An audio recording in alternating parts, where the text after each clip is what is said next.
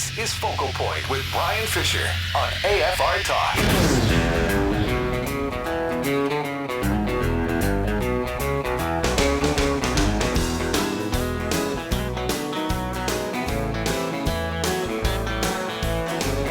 Hi, welcome back to this Clean Out the Fridge Friday on Focal Point AFR Talk. Brian Fisher is my name. I want to begin by, you've probably been following the developments over in Sochi for the Olympic Games. I mean, the thing is turning into sort of a nightmare from a security standpoint. There's credible reason to believe that there are going to be threats that are going to be attempted, at least, against the security of those games by Muslims, by Muslim terrorist groups, by those that are interested in engaging in jihad. And so you're going to be following that. We will be following that because they're determined to disrupt the games with violence. It's about 300 miles from Chechnya and Dagestan, where there is just all of this Islamic unrest. Our security people are, as you saw yesterday probably, our security people, DHS, Department of Homeland Security, now warning airlines that people are going to try to pack explosives in toothpaste tubes. In fact, they got a deal where nobody flying into Sochi, flying into Russia now can have any liquids at all in their luggage. And so DHS is saying, hey, now the latest possible threat is stuff in toothpaste tubes that could be fashioned into a bomb inside an airplane bathroom. So that is the latest deal. And you know what it tells me, ladies and gentlemen, we talk all the time, and I've made the point and gotten a lot of criticism for it, that I believe it's time for us to suspend immigration into the United States from Muslim majority countries. There's like 56, 57 nations around the world that are Muslim majority. And every one of them is a hotbed for devout Islam. And, of course, in devout Islam, fundamentalist Islam, sincere, devoted Islam, there is a command from Allah to kill infidels. I mean, it's right in there, cut their heads off, make war on them, lie in wait for them, besiege them, ambush them until they all are either dead or submit to Allah. That's in the Quran. That's in their holy book. And we know from the constitutional standpoint that naturalization, rules of immigration, naturalization are entirely in the hands of Congress. Congress has the authority to set the rules for that. So they can decide, if it's perfectly constitutional for Congress to decide, look, it's too much of a risk to our national security to allow immigration from Muslim majority nations. We cannot take the risk. We're not saying that every Muslim represents a threat to our national security. We are saying that some do. There's a minority that do, and we don't know how to tell the difference. If we had some kind of Geiger counter that we could use that would identify the Muslims we have to worry about from the majority of the Muslims that we don't have to worry about, that would be one thing. But there is no detector. We cannot count on help from the Muslim community because they don't want to rat out their own. So for the interest of our own national security, and because our first responsibility as Congress is to protect the safety and security of the American people, we feel badly for the innocent Muslims that are not going to be able to come to America. We feel badly about that. We wish there was a way that we could identify them and separate them out from the ones that are troublesome and let those in, but we don't have any way to tell the difference. And all the time, somebody appears to be an ordinary, peace-loving, friendly, neighborly Muslim, turns out to be the guy that launches a suicide attack against Americans. And there have been a number of stories about the number of Americans that are over in Syria learning jihad. Now, this ought to be an enormous concern because these are Americans. Some of them are even American converts to Islam.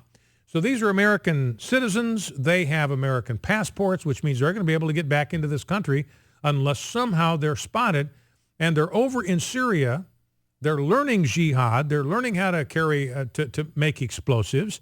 They're learning how to build suicide vests. And they're being trained in Syria to come back to the United States and carry out jihad here. France has got the same problem. Britain's got the same problem. UK's got a lot of people over there in Syria right now that are citizens of the United Kingdom. They got a British passport, the whole 9 yards, and British authorities know that they are being trained in Syria to come back to Britain or to France or to the United States and carry out jihad. There was an interesting story. It first emerged last spring, but this gives you an idea of kind of what we're up against here and why I think we ought to suspend immigration from Islamic countries. This was back in San Jose last fall. There was an attack that began April 16, and details about this now are just coming out. It started at 1 o'clock in the morning. Somebody slipped into an underground vault not far from a busy freeway and cut telephone cables. This had to do with an attack on a power station. And it says, according to Fox News or the Wall Street Journal, within a half an hour, snipers, this is 1 o'clock in the morning, snipers, plural, opened fire on a nearby electrical substation. So the telephone cables are cut. So there's no way to call in, obviously, other than cell phone. Snipers opened fire on a nearby electrical substation, shooting for 19 minutes. They surgically, these are snipers, trained, knew what they were aiming at, were good at it, surgically knocked out 17 giant transformers that funnel power to Silicon Valley. What's Silicon Valley? That's the center of internet technology. That's where it's centered. That's where it's located. That's the fountainhead of all our advances in technology. So it would have taken out power to all of the Silicon Valley. And just 1 minute before a police car arrived, the shooters disappeared into the woods. Nearly took out the entire power grid in the Silicon Valley. Now, we don't know who these people were. Dollars to donuts. They were Muslims, and this was a trial run for Jihad to maybe launch similar attacks on other power stations around the country and just knock out the power grid in America. One official for the of the United States said this April 2013 attack was the most significant incident of domestic terrorism involving the grid that has ever occurred. And this member of the Energy Regulatory Commission, he was the chair of the Federal Energy Regulatory Commission, John Wellinghoff. He briefed secretly the White House, Congress, and federal agencies last year and warned them that this attack on the substation, for which no arrests have yet been made, they don't know who did this thing, was no prank, but a meticulously planned and ultimately successful assault. So maybe designed to be a template for other attacks on the power grid. And meanwhile, you've got an administration. President Obama is welcoming members of the Muslim Brotherhood to the White House. Remember, the Muslim Brotherhood, we know from their 1991 memo, they want to exterminate and destroy Western civilization. They want to sabotage our miserable house and bring it down to the ground. We know this. It's in their own memo, 1991. And yet President Obama is welcoming leaders, senior members of the Muslim Brotherhood to come to the White House to meet with him. I mean, this is just crazy. This is just nuts. This is the guy by the name of Anas al-Takriti, a top British lobbyist for the Muslim Brotherhood. His father heads up the Muslim Brotherhood in Iraq when that place is turning into complete chaos. And he just recently met with the president and Joe Biden as a part of some kind of delegation. And this guy's work has been tied to Hamas. And, we saw that, and this is clip number one. We saw that with the way the Obama administration has been talking about Benghazi and the way they have lied, the way they tried to pin this on some kind of a internet video. And we're doing this for weeks after they knew without any doubt. I mean, they knew within minutes this was a terrorist attack. Al-Qaeda was involved. We find out now that somebody that was released from Gitmo by George Bush, this is on him, a guy that was released from Gitmo led the attack on our compound and the annex. They knew that they didn't know the identity of the guy, but they knew it was an Al-Qaeda attack or a terrorist attack within minutes, and yet they're out there with this swill about it being a movie, locked the guy up, just got out of prison on parole not too long ago. And here is Kirsten Powers. She's a liberal. She's a Democrat. She's a former Democratic strategist. And she's talking about and so she's on the Democrats' team. She's part of their team. And she's asked by Brett Baer, Fox News, what about this phrase that Hillary Clinton used? What difference does it make now? And what about that thinking? And what about the reporting on this whole Benghazi deals? Here's what she had to say. Well, I think the reporting is important.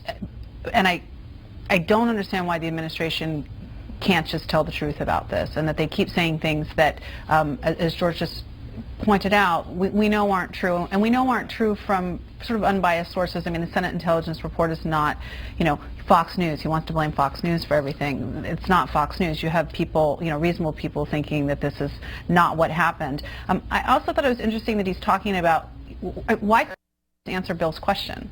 Bill just kept asking him, what were you told? And he never really would answer the question. And then he turns around and says, well, we were just focused on getting people safe. Well, of course you were, but weren't you also a little curious if it was a terrorist attack?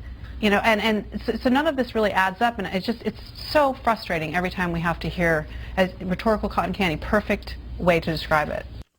So this is Kirsten Powers. She's part of the team, and what she says she just bald-faced says the administration, President Obama, is lying to the American people, and he's dodging a very simple question. Remember, General Carter Ham said they knew within minutes it was a terrorist attack. General Carter Ham, who's head of AFRICOM, our military forces in Africa, responsible then to direct any kind of military response that night. And Carter Ham says we knew instantly, we knew within minutes this was a terrorist attack, and he met with President Obama just minutes after the attack started. And remember, Bill O'Reilly asked him, did Carter Ham, General Ham, tell you this was a terrorist attack?